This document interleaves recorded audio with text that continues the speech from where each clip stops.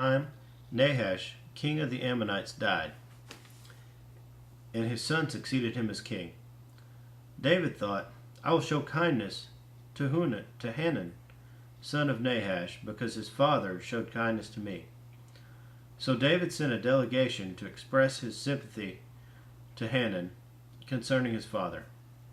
When David's men came to Hanun in the land of the Ammonites to express sympathy to him, the Ammonite nobles said to Hanun, Do you think David is honoring your father by sending men to you to express sympathy? Haven't his men come to you to explore and spy out the country and overthrow it? So Hanun seized David's men, shaved them, cut off their garments in the middle at the buttocks, and sent them away. When someone came and told David about the men, he sent messengers to meet them, for they were greatly humiliated. The king said, Stay at Jericho till your beards have grown, and then come back. When the Ammonites realized that they had become a stench in David's nostrils, Hanun and the Ammonites sent 1,000 talents of silver to hire chariots and charioteers from Aram, Naharaim, Aram-Maacah, and Zobah. They hired 32,000 chariots and charioteers, as well as the king of Maacah with his troops, who came and camped near Medeba, while the Ammonites were mustered from their towns and moved out for battle. On hearing this, David sent Joab out with the entire army of fighting men. The Ammonites came out and drew up in battle formation at the entrance to their city, while the kings who had come were by themselves in the open country.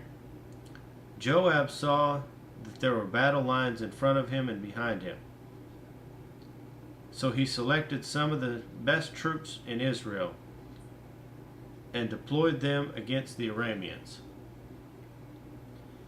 He put the rest of the men under the command of Abishai, his brother, and they were deployed against the Ammonites. Joab said, If the Arameans are too strong for me, then you are to rescue me. But if the Ammonites are too strong for you, then I will rescue you. Be strong, and let us fight bravely for our people in the cities of our God. The Lord will do what is good in his sight. Then Joab and the troops with him advanced to fight the Arameans, and they fled before him. When the Ammonites saw that the Arameans were fleeing, they too fled before his brother Abishai and went inside the city. So Joab went back to Jerusalem. After the Arameans saw that they had been routed by Israel, they sent messengers and had Arameans brought from beyond the river, with Shophak, the commander of Hadadezer's army, leading them. When David was told of this, he gathered all Israel and crossed the Jordan. He advanced against them and formed his battle lines opposite them.